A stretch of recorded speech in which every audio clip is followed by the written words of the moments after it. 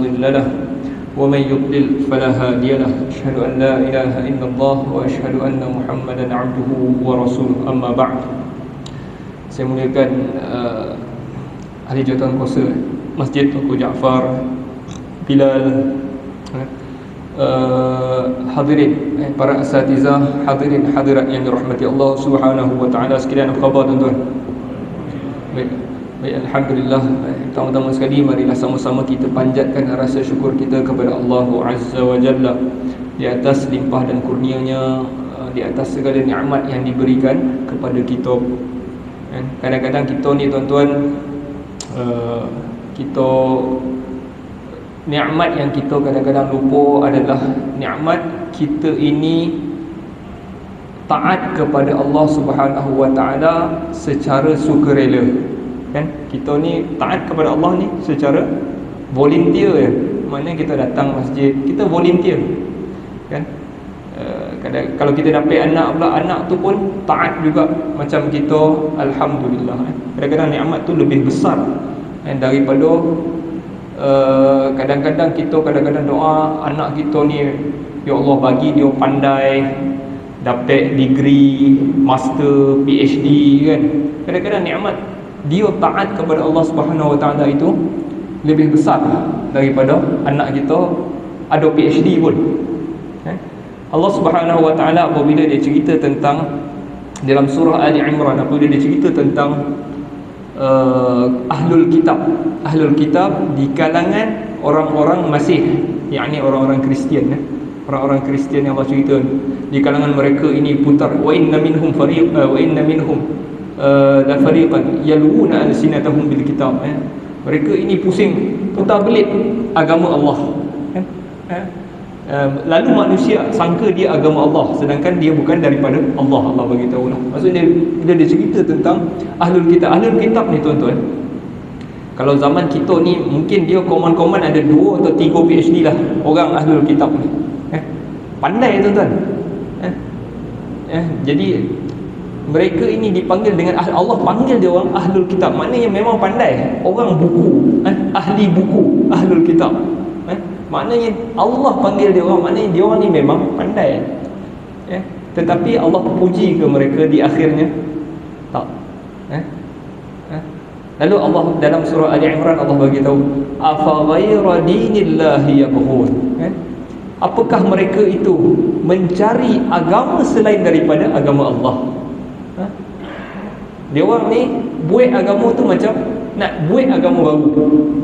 Ajar manusia itu ini pandai, tapi ajar manusia merepek-repek. Lalu Allah kata afa ghayra dinillahi yabghun. Adakah mereka itu mencari agama selain daripada agama Allah? Walahu aslama man fis samawati wal ardh.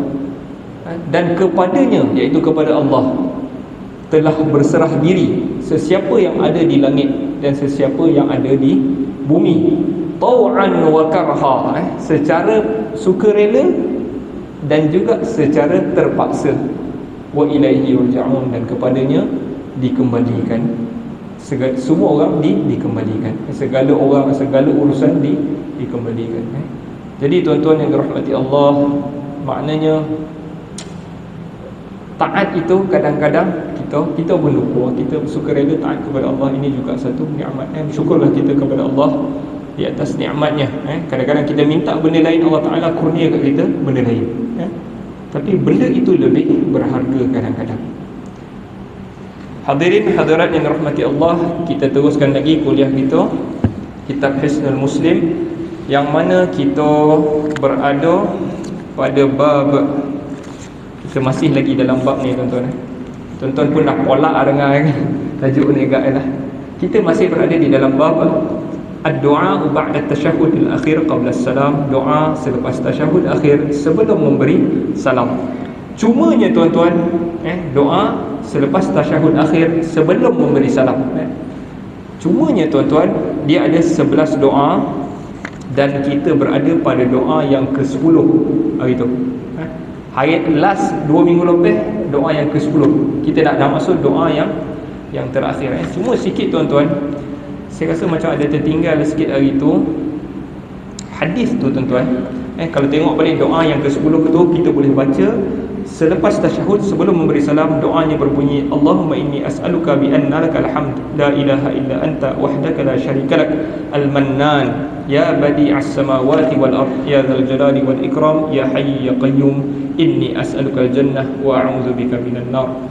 Baik, cumanya di akhir doa itu, doa ini ataupun doa ini diambil daripada hadis yang mana Anas riwayatkan, dia dengan Nabi SAW apabila masuk ke masjid, dia nampak ada seorang lelaki yang berdoa dengan doa ini.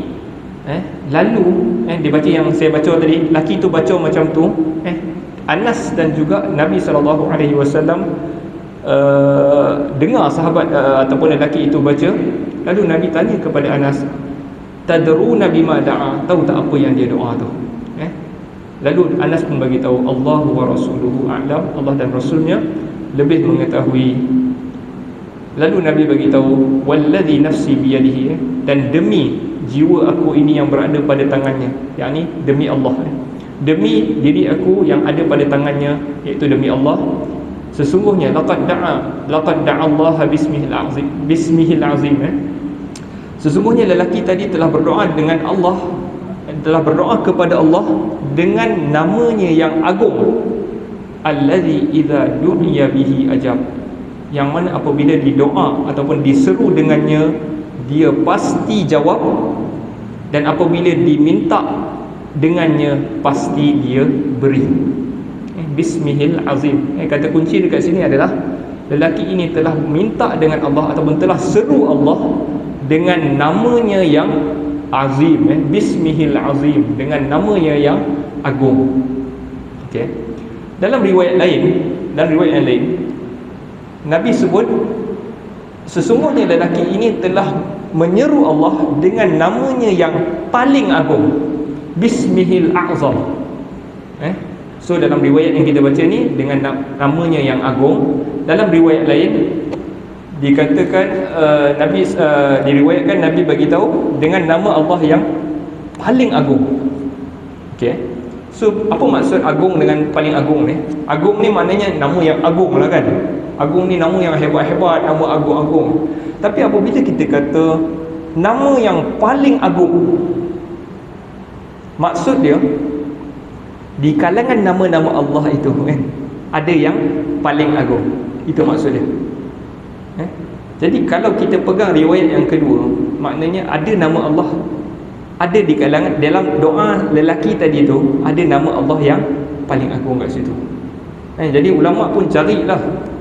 Cuba tuan-tuan tengok balik doa tu, mana nama Allah yang paling agung agak itu. Allahumma inni as'aluka bi anna lakal hamda ilaha illa anta wahdaka la syarika lak al-mannan. Al-mannan ko ataupun ya badi'as samawati wal ard ke? Yang tu ko. Ya dzal jalali wal ikram, yang tu kau, ataupun ya hayyu ya qayyum, yang mana satu? Okey. Jadi saya hari ni hajatnya nak bincang sikit nama Allah yang agung ni. Yang mana satu nama Allah yang agung ni. Jadi mana kata dia? Okey. Okey, jadi kita nak bincang sikit nama Allah yang agung ni. Apa pandangan ulama tentang hadis ni? Doa tadi doa lah, yang tu doa lah tuan-tuan. Doa kita boleh doa bila-bila lepas solat ke, terutama tempat paling mustajab adalah dalam solat lah, iaitu ketika sujud dan juga sebelum memberi salam, tasyahud akhir sebelum memberi salam. Okey, dua tempat dalam solat untuk kita berdoa. Baik, jadi isunya adalah berputar sekitar nama Allah yang paling agung. Jadi ada 3 hadis Nabi yang cerita tentang nama Allah yang agung ni. Yang Nabi sebut tadi, apabila engkau seru dia pasti jawab, kalau minta pasti dia bagi. Okey. Jadi hadis yang pertama, ada 3 hadis yang cerita tentang nama Allah yang agung. Yang pertama, hadis yang diriwayatkan Abi Umamah, bahawa Rasulullah SAW bersabda, Ismullahil a'zam fi suwarin minal Qur'ani thalath, fil Baqarah wa Ali Imran wa Taha. Nama Allah yang paling agung ada dalam surah-surah di dalam Al-Quran 3, iaitu 3 surah lah, iaitu Baqarah, Ali Imran dan juga Taha. Hadis diriwayatkan Ibnu Majah. Dalam surah Baqarah tu mana satu? Allahu la ilaha, dalam ayat tu, Allahu la ilaha illa huwal hayyul qayyum. Ada nama Allah yang paling agung kat situ. Okay, yang kedua, surah Ali Imran sama juga, Allahu la ilaha illa huwal hayyul qayyum. Ni masih lagi lafaz hadis ni tuan-tuan. Dalam surah Taha, wa'anatil wujuhu lil hayyil qayyum. Jadi ada tiga. Maksud ada tiga. Nabi bagi tahu ada nama Allah yang agung dalam tiga ayat tu. Okey, sabar dulu. Yang kedua, hadis yang kedua daripada Anas. Hadis tadi hadis yang kita baca tadi. Cuma dalam hadis tu dia khilaf, ada yang riwayatkan A'zam, nama Allah yang paling agung, dan ada yang riwayat nama Allah yang agung sahaja. Azim agung, A'zam paling agung. Ini nama dalam bahasa Arab, nama dia isim tafdhil. Isim tafdhil. Besar dalam bahasa Arab kabir. Kalau akbar paling besar. Betul, Allahu akbar. Allah paling besar. Paling besar tu bukan besar yang tu. Betul kan maksudnya? Besar segala-galanya. Dia above everything. Itu maksud Allahu akbar. Okey, sekarang kita kata a'zam. Okey, hadis yang kedua, hadis yang kita baca tadi. Nabi dan Anas masuk dalam masjid, dengar lelaki tu baca, lalu Nabi beritahu lelaki tadi ada baca nama Allah yang azim ataupun a'zam, yang besar. Dan hadis yang ketiga, hadis daripada Buraidah bin Husayb. Oh, yang ni hadis yang lagi satu ni, doa yang terakhir ni. Saya langkau lah. Tak apalah, ini adalah doa yang terakhir nanti. Hadis ni lah. Hadis ni dalam tu juga Nabi bagi tahu, bunyi hadis tu, Allahumma inni as'aluka, bunyi doa tu, Allahumma inni as'aluka bi anni ashhadu annaka antallahu la ilaha illa antal ahadus samad allazi lam yalid wa lam yulad wa lam yakul lahu kufuwan ahad. Lepas tu Nabi bagi tahu kepada orang yang baca tu, laqad sa'altallaha bil ismil ladzi idza su'ila bihi a'ta wa idza du'iya bihi ajab. Nabi beritahu, engkau telah minta kepada Allah dengan namanya yang apabila diminta dia pasti bagi, dan kalau diseru pasti dia jawab. Okey, jadi tiga hadis ni membincangkan tentang nama Allah yang azim. Nama azim ataupun nama Allah yang paling agung. Baik. Jadi kita nak tengok pandangan para ulama tentang nama Allah yang agung ni. Yang pertama sekali, so ada lebih kurang pendapat. Ada tiga pendapat di kalangan ulama. Pendapat pertama di kalangan ulama, okey, mereka itu mengingkari wujudnya nama Allah yang a'zam. Nama Allah yang paling agung. Ni cerita nama Allah yang paling agung. Paling agung. Kenapa dia orang kata? Yang pertama sekali, dia orang kata tak mungkin ada nama Allah yang lebih baik daripada nama yang lain. Jadi nama Allah itu sama, semuanya sama, setara bagi mereka, tak ada. Okey. Jadi mereka mungkin faham nama Allah yang paling agung tadi tu dalam hadis, nama Allah paling agung tu sebenarnya maksudnya agung sahaja, kan, bukanlah paling. Sebab tidak ada lebih nama Allah dalam banyak-banyak nama Allah tu, Ar-Rahmanur Rahim, Al-Malik, Al-Quddus, tidak ada yang lebih daripada yang lain. Okey, itu pendapat nombor satu di kalangan ulama. Yang ni juga ramai pegang, cuma saya tak payah beritahulah siapa. Okey, jadi mereka anggap maksudnya azam tadi paling agung, maksudnya azim, agung sahaja, kan? Yang kedua, mereka menganggap apabila Nabi bagi tahu azam paling agung, maksudnya siapa yang baca nama-nama tu pahala lebih. Kau nama lebih. Dia dapat pahala lebih daripada nama-nama yang lain. Okey. Itu pendapat pertama di kalangan ulama. Okey, yang kedua, berpendapat nama Allah yang agung ini ada, tetapi hanya Allah yang tahu. Hanya Allah yang tahu. Sebab tu Nabi dalam hadis tu Nabi beritahu dia ada baca nama Allah yang agung. Nabi tahu tapi dia tak beritahu. Sebab Allah nak simpan nama itu di sisinya.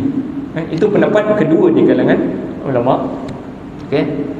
Pendapat yang ketiga, man athbata wujud ismillahil a'zam wa ayyanahu. Dan pendapat yang ketiga ini adalah pendapat yang bagi saya setujulah, maknanya yang mensabitkan golongan ulama yang mengatakan nama Allah ini memang nama Allah yang paling agung itu memang ada, dan mereka dah tentukannya. Sebab Nabi dah bagi tahu dah tadi, ada dalam ni ada. Macam Nabi cuba nak bagi clue, dalam ni ada. Kan? Maknanya ini adalah pendapat ketiga di kalangan ulama, dan pendapat yang saya rasa pendapat yang paling kuat lah. Maknanya yang mengakui nama Allah yang paling agung ini ada. Okey.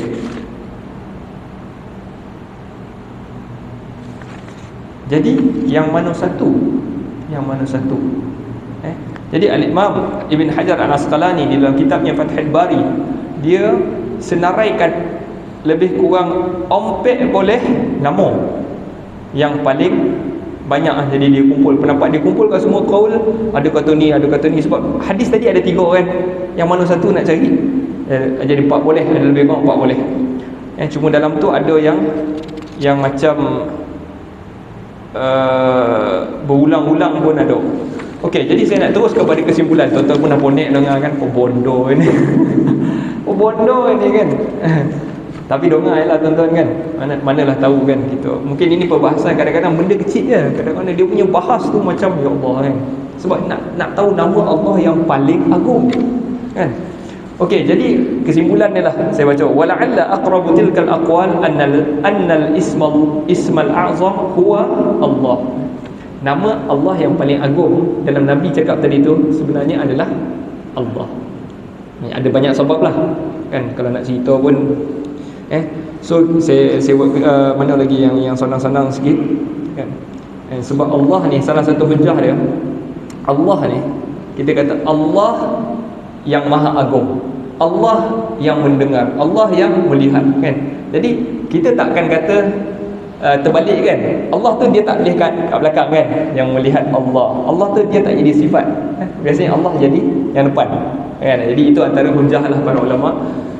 Selain daripada tu, nama Allah dalam Al-Quran berulang sebanyak dalam Al-Quran Allah itu ada lebih kurang 2697 kali berulang nama Allah. Bismillahirrahmanirrahim, Allahu la ilaha. Jadi Allah tu 2697 kali. Okey. Jadi dan nombor dua yang paling banyak ataupun boleh dianggap sebagai Ismullahil Azam adalah perkataan ataupun nama Allah Ar-Rahman. Ar-Rahman. Saya kesimpulkan je lah ni. Allah nombor 1, nombor 2 Ar-Rahman. Ar-Rahman lam yarid zikrahu illa 57 marrah. Tidak ada dalam Al-Quran melainkan lebih kurang 57 kali Ar-Rahman, perkataan Ar-Rahman. Okey. Dan perkataan yang ketiga ataupun nama Allah yang ketiga boleh jadi nama yang azam adalah Al-Hayyu Al-Qayyum kan. Itu paling jelas tadi rasanya, sebab Allahu la ilaha illa wal hayyul qayyum. Dalam surah Ali Imran pun Allahu la ilaha illa wal hayyul qayyum, dan dalam surah Taha pun wa'anatil wujuhu lil hayyul qayyum. Nabi berkata ada nama Ismullahil Azam. Jadi ada 3 Ismullahil Azam, Al-Hayyu Al-Qayyum yang ketiga. Okey, apa lagi kesimpulan kat sini? Dan juga dia bagi hujah juga, Ya Hayyu Ya Qayyum ni Nabi pernah wasiatkan kepada Fatimah. Nabi tanya kepada Fatimah, ma yamna'uki an tasma'i ma usiki bihi. Apa yang menghalang kau untuk mendengar apa yang aku nak wasiatkan kepada kau? An taquli, cakaplah ataupun sebutlah, idza asbahti wa idza amsayti. Sebutlah apabila engkau berpagi dan bila engkau petang, Ya Hayyu Ya Qayyum bi rahmatika astaghith. Ya Hayyu Ya Qayyum. Nabi ajar kepada Fatimah minta pagi-pagi dan juga petang-petang, Ya Hayyu Ya Qayyum. Ya Hayyu Ya Qayyum juga kita dah beritahu maksud dia apa tuan-tuan. Hayy maknanya dia hidup, dia terus hidup, dia tidak expired. Itu Hayy.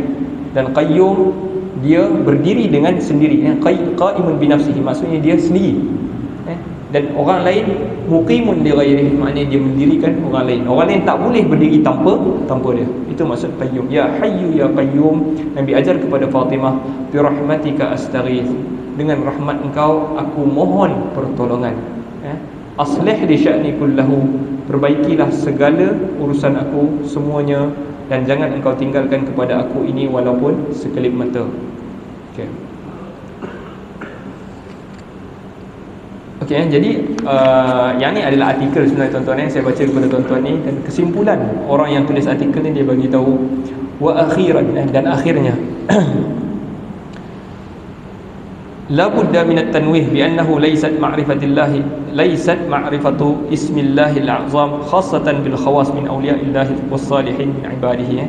Maknanya pengetahuan tentang nama Allah Azza wa Jalla ni kan, kadang-kadang ada orang syok ni, ilmu ni tak ada siapa tahu melainkan geng kita yang tahu, awliya wali-wali yang tahu kan, wali-wali. Ada orang syok benda macam ni kan. Penulis artikel ni, doktor ni, dia tulis, maknanya dia kata tak ada, maknanya tak mungkin Nabi SAW.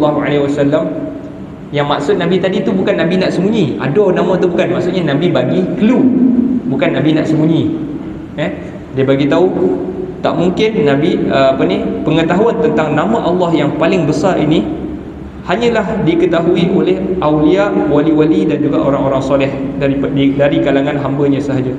Bal qad yaftah, bahkan dia telah membuka babul ma'rifah was suluk fi dzalika li ahadil mu'minin wa ammatihim. Dia bagi tahu semua orang. Allah Taala sebenarnya bagi tahu kepada semua orang. Qala Nabi sallallahu alaihi wasallam, Nabi sallallahu alaihi wasallam bagi tahu dalam hadis dia, ma baqiya syai'un yuqarribu minal jannah wa yuba'idu minan nari illa wa qad bayyana lakum. Dah tak ada dah apa yang tinggal kepada aku ni, ma baqiya syai'in, maknanya tak ada benda dah yang mendekatkan kamu dengan syurga dan menjauhkan kamu daripada neraka, illa waqad bayyana lakum, kecuali telah diterangkan kepada kamu. Jadi Nabi tak mungkin sorok ilmu, Nabi tak mungkin sorok ilmu.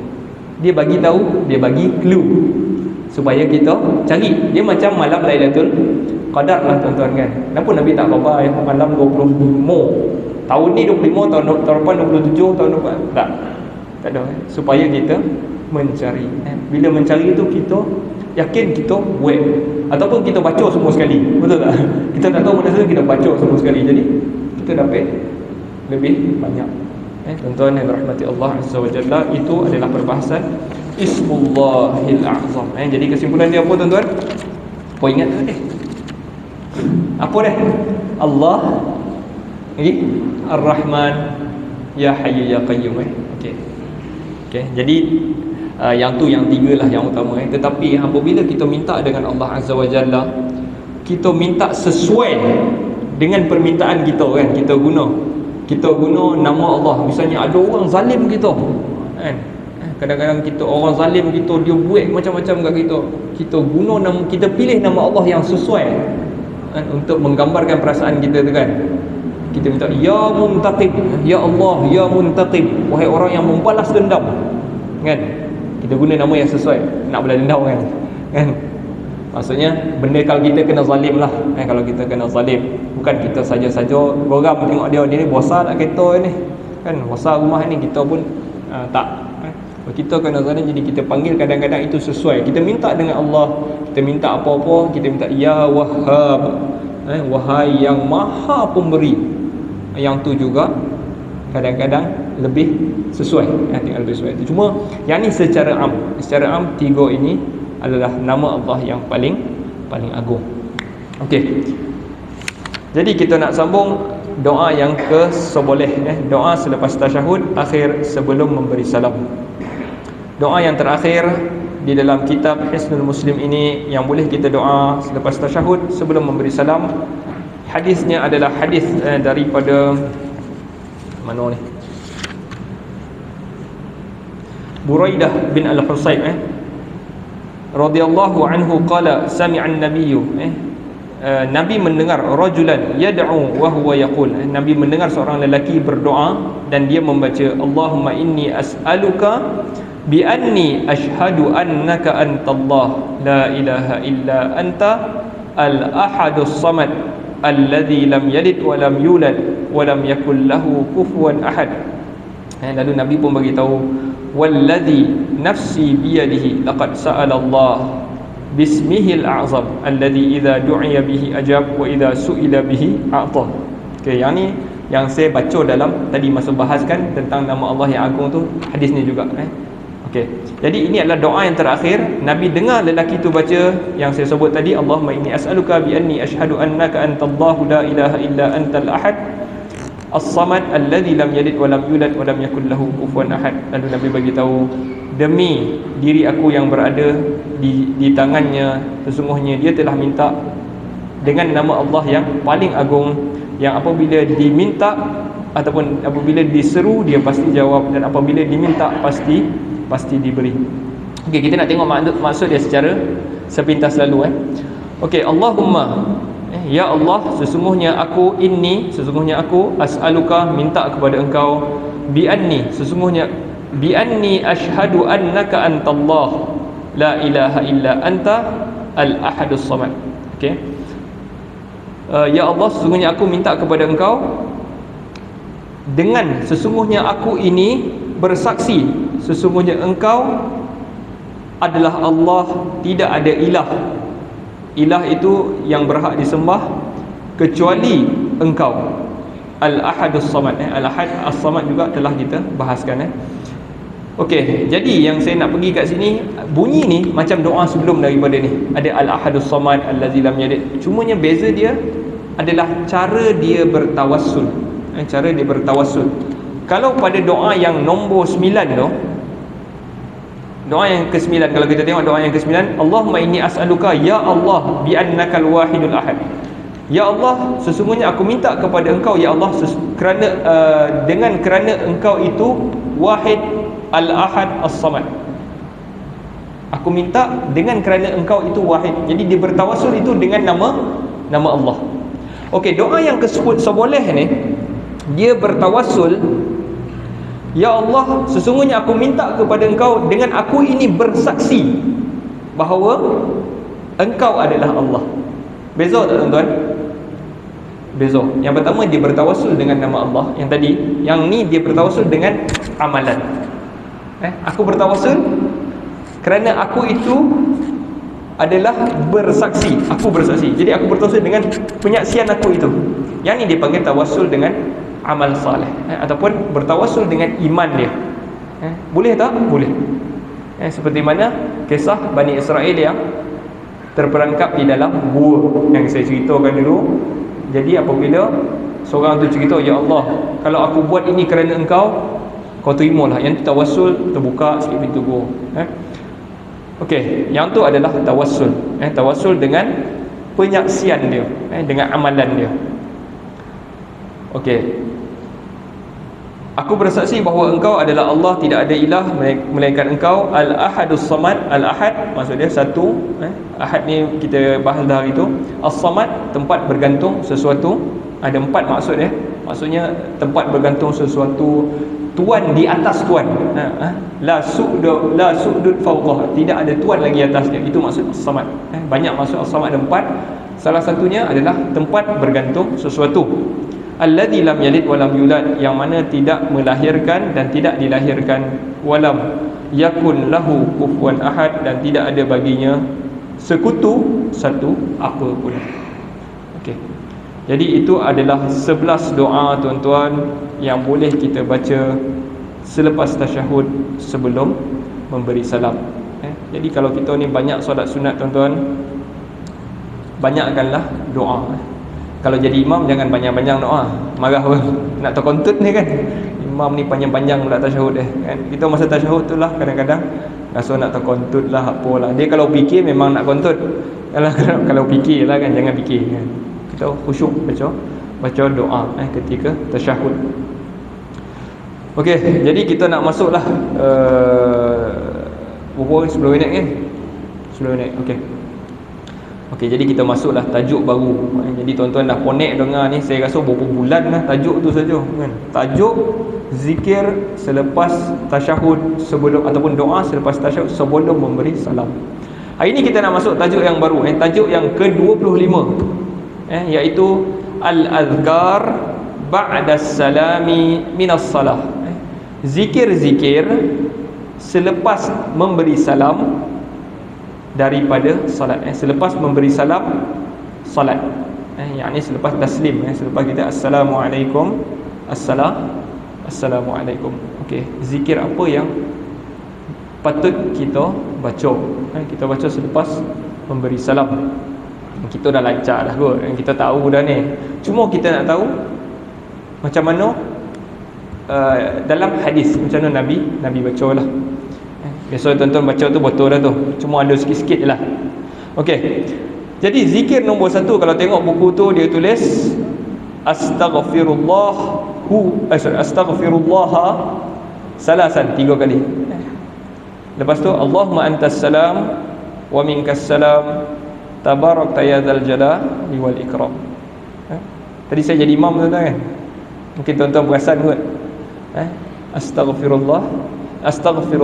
Astaghfirullah Allahumma antas salam wa minkas salam tabarakta ya dzal jalali wal ikram.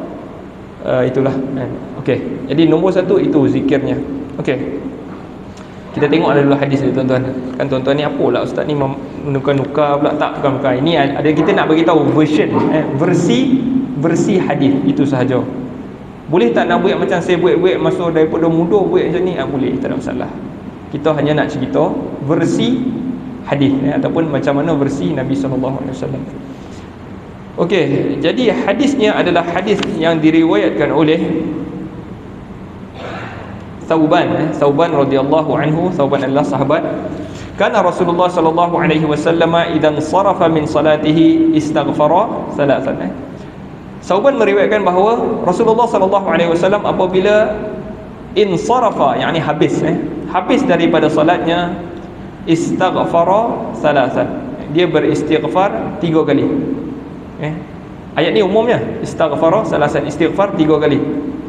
Wa qala, dan kemudian dia baca Allahumma antas salam wa minkas salam tabarakta ya dzal jalali wal ikram. Okey, itu hadisnya. Qila lil Auza'i, dalam hadis ni juga ditambah, dikatakan orang yang riwayat ni kita tahu sanad ni, di kalangan tu ada yang tanya sebab dia dengar Nabi beristighfar 3 kali. Lalu yang bertanya ni nama dia Walid tanya kepada Al-Auza'i. Al-Auza'i riwayat kepada dia. Auza'i kata Nabi beristighfar 3 kali. Lalu Walid ni tanya kepada Al-Auza'i, kaifal istighfar, bagaimana yang kau kata istighfar tu? Lalu Auza'i bagi tahu kepada Walid, qala yaqul astaghfirullah. Dia sebut astaghfirullah. Jadi tuan-tuan, nombor 1 astaghfirullah. Maknanya astaghfirullah, kita nak baca astaghfirullah ke astaghfirullahal azim alladzi la ilaha illa huwal hayyul qayyum wa atubu ilaih, yang kita dah baca tu kan. Yang mana satu kita nak baca? Mana yang lebih afdal kan? Allah Taala alam. Kalau ikut riwayat, maknanya Nabi baca astaghfirullah. Amma astaghfirullahal azim alladzi la ilaha illa huwal hayyul qayyum wa atubu ilaih, itu Nabi sebut dalam hadis, tetapi keadaannya umum. Maksudnya bukanlah dalam solat. Nabi maksudkan, Nabi sebut dalam hadis, man qala astaghfirullahal azim alladzi la ilaha illa huwal hayyul qayyum wa atubu ilaih ghufira lahu wa in kana farrun minaz zahaf. Siapa yang sebut astaghfirullahal azim alladzi la ilaha illa huwal hayyul qayyum wa atubu ilaih, diampunkan untuk dia walaupun dia itu lari daripada perang. Apa maksud dia lari daripada perang? Lari daripada perang adalah salah satu daripada dosa besar. Kalau kita tengok kitab Al-Kabair, salah satu dosa paling besar adalah lari daripada perang. Kenapa lari daripada perang ni berdosa besar? Kalau seorang lari, nampak? Seorang lagi nak bertahan ke? Seorang lagi pun ikut dan pun lari kan. Jadi dia akan lari semua. Itu dosa paling besar. Nabi kata kalau siapa baca ni, dosanya diampun walaupun lari daripada perang. Cuma sebutan hadis itu adalah secara umum, bukanlah lepas daripada salat. Lepas salat. Jadi saya nak baca juga astaghfirullahalazim alladzi la ilaha illa huwal hayyul qayyum, boleh silakan, tak ada masalah. Cuma kita bagi tahu versi hadis itu saja tuan-tuan Jangan kau bawa macam-macam pula kan. Ni apa ni ustaz ni? Sosek ke ustaz? Janganlah macam tu kan. Tak, saya riwayat je ni, saya riwayat. Tak ada masalah nak beramal ni. Lepas tu terutamanya lepas solat pula kan. Lepas solat bacalah apa-apa nak baca. Yang ni bersih hadis lah. Okey, lepas tu Nabi pun baca Allahumma antas salam. Allahumma antas salam wa minkas salam. Tabarakta ya dzal jalali wal ikram. Okey. Kita pergi maksud satu-satu dulu. Astaghfirullah maksud dia alif sin ta alif sin ta tu astaghfirullah perkataan dia ghafara bahasa Arab dia ghafara maksud dia ampun kan. Ataupun maksud asal dia adalah tutup dan lindung. Itu maksud Allahumma ghfirli, ghafarallahu laka, itu ghafar tutup dan lindung. Tapi bila kita tambah alif sin ta, lepas tu sambung ghafara tadi, maksudnya aku minta ampun. Itu maksud dia alif sin ta tu, aku minta. Astaghfirullah, aku minta ampun kepada Allah. Lepas tu Allahumma antas salam, ya Allah engkaulah assalam. Apa maksud assalam? Kita tengok maksud dalam kitab ni. Banyak kitab ni tuan-tuan saya bawa ni. 3. Nak tengok mana satu maksud dia ni. Okey, assalam dalam bahasa Arab maksud dia as-salim minal ma'ayib wal hawadis. Maksudnya sejahtera daripada aib. Sejahtera daripada aib. Maksudnya bila kita kata Allahumma antas salam, salam maksud dia engkau ini sejahtera ataupun tak ada keaiban. Tak ada aib. Okey, tak ada kelemahan.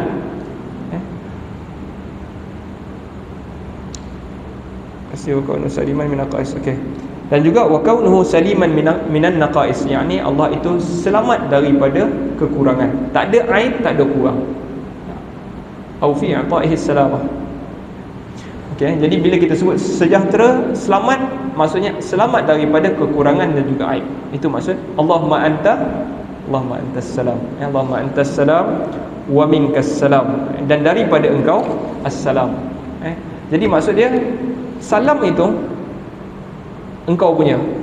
Semua orang nak salam tu. Salam itu tak ada pada kita, kita minta daripada Allah. Wa minkas salam. Tabarakta maksud dia daripada perkataan ni, tabarakta ya dzal jalali wal ikram.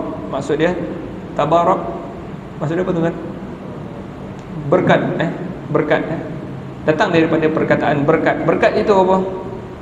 Berkat, semoga Allah berkati. Berkati itu maksud dia ziyadatul khair, bertambah baik.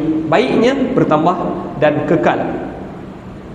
Baik bertambah dan kekal. Dia bukan tambah lepas itu dah tak ada. Tak. Itu tak maksud berkat. Okey, itu maksud. Jadi bila kita kata tabarakta, engkau Tuhan yang maha berkat. Tabarakta. Jadi Tuhan itu baiknya bertambah-tambah dan dia kurniakan kepada kita baik yang bertambah-tambah. Maksudnya kebesaran Allah Taala itu tabarakta ya dzal jalali wal ikram. Apa maksud dzal jalal? Ya dzal jalal maksudnya jalal, maksud dia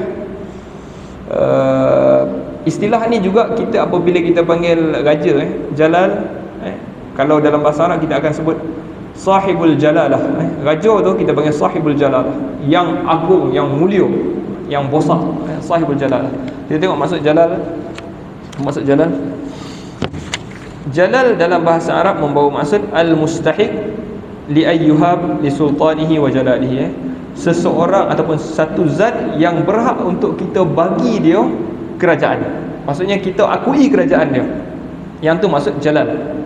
Sebab tu kita panggil jalal, raja kita panggil jalal. Maksudnya kita betul-betul okey, kita adalah rakyat, dia adalah raja. Yang tu panggil istilah jalal. Wa yusna alaihi bima yaliqu bi'uluwin sya'nih, bi'uluwi sya'nihi. Jadi dia itu dipuji dengan ketinggian yang layak dengan ketinggiannya. Okey, yang tu maksud jalal. Wal ikram, ikram maksud dia akrama yukrimu, ikram yang memuliakan ataupun yang mulia. Zal jalali wal ya zal jalali wal ikram. Okey, saya ingat sampai situ dulu kot tuan-tuan. Jadi zikir selepas salam daripada salat itu Nombor 1 astaghfirullah, astaghfirullah, astaghfirullah. Kata Allahumma antas salam wa minkas salam tabarakta ya dzal jalali wal ikram. Cuma tuan-tuan, ada yang macam Allahumma antas salam wa minkas salam, macam ada tertinggal apa guna? Wa ilaika ya'udu salam. Cuma dalam riwayat ni tak ada lah. Riwayat ni tak ada lah. Tak apalah, nak baca pun bacalah. Wa ilaika ya'udu salam. Fahayyina rabbana bis salam wa adkhilna jannata daras salam tabarakta rabbana wa ta'ala ya dzal jalali wal ikram. Tak apalah. Tambahan tidak ada masalah di dalam zikir, tak ada masalah. Wallahu ta'ala a'lam. Nas'alullah ta'ala an yanfa'ana bima sami'na wa an yaj'alana hudatan muhtadin. Wa sallallahu ala sayyidina Muhammad wa ala alihi wa sahbihi wa sallam. Walhamdulillahi rabbil alamin. Ini azan.